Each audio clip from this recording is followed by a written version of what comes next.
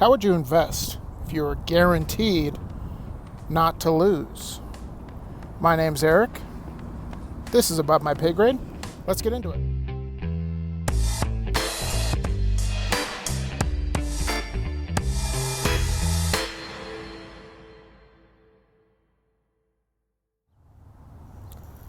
I want to take you guys outside to one of my favorite local coffee shops.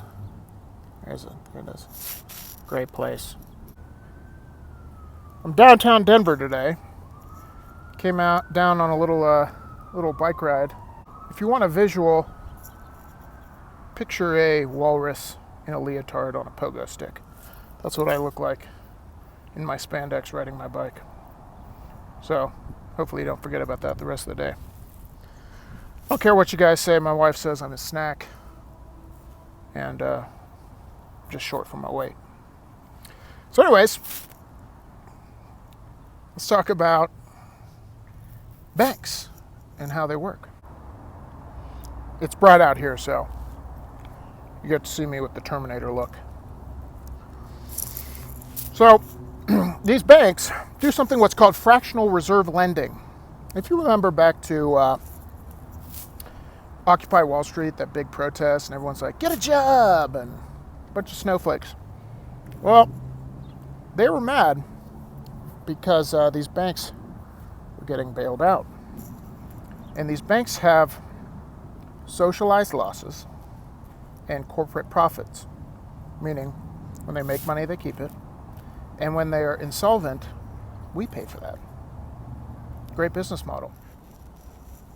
So what is fractional reserve lending? Well, a short summary is a bank can take your deposit and loan out 100% of it. Used to be 90, now it's 100 because of the Rona.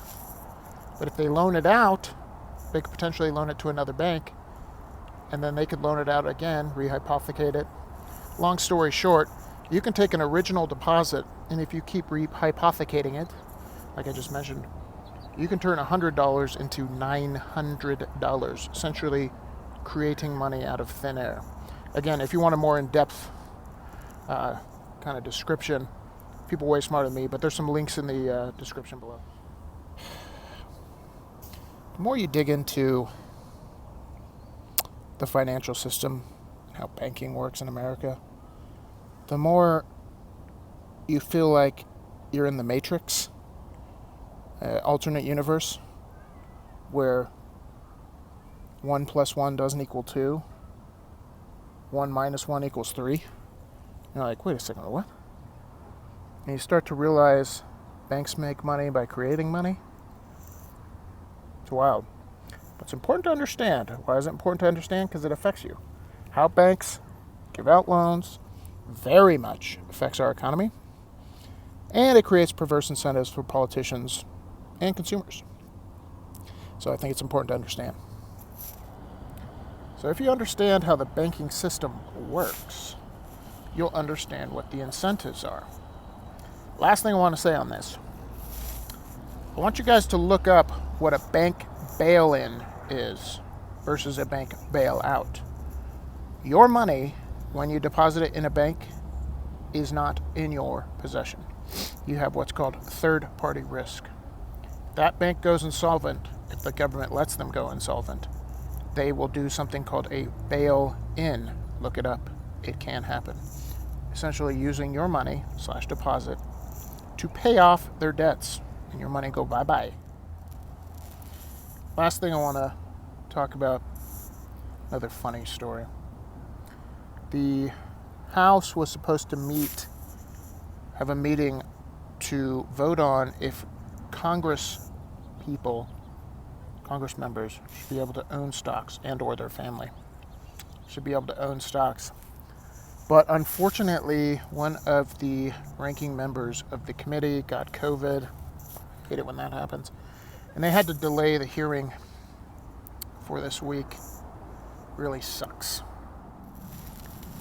Now, I'm sure COVID's real, and they don't want to just delay it so it's not in the news anymore, so people don't think about it. But here's something I think about people in government. You know, I have some experience in the military, and one thing that's very clear in the UCMJ, Uniform Code of Military Justice, what military members fall under, is you're not allowed to accept gifts from foreigners. Why? There's a certain dollar amount, you have to claim it and all that. But, you know, let's say I'm deployed and I meet somebody over there, we become best friends, and he gives me bars of gold because he's my BFF. That's illegal.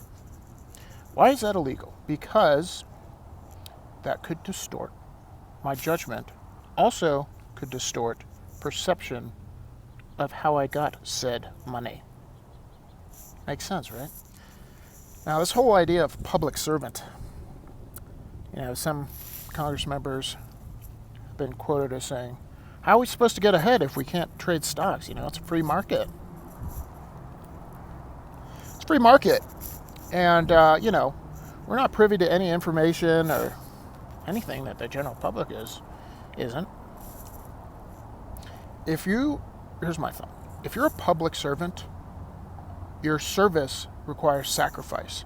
And one of those sacrifices should be the appearance, not even having the appearance of impropriety.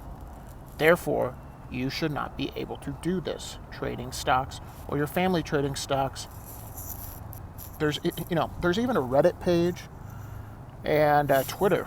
You can follow Nancy Pelosi's stock. She outperforms the market fairly regularly, which is amazing for timing. So, my point in saying all this is we have to take away perverse incentives, just like in the military. It's not allowed. If you take away perverse incentives, then honest people will want to be in those positions. It doesn't matter who's in the seat now. If the perverse incentives exist, somebody's going to take advantage of them. So let's vote to take them away. Makes sense to me. All right, guys, thanks for watching. Thanks for listening. I'm going to leave you guys with this quote, and I will see you tomorrow.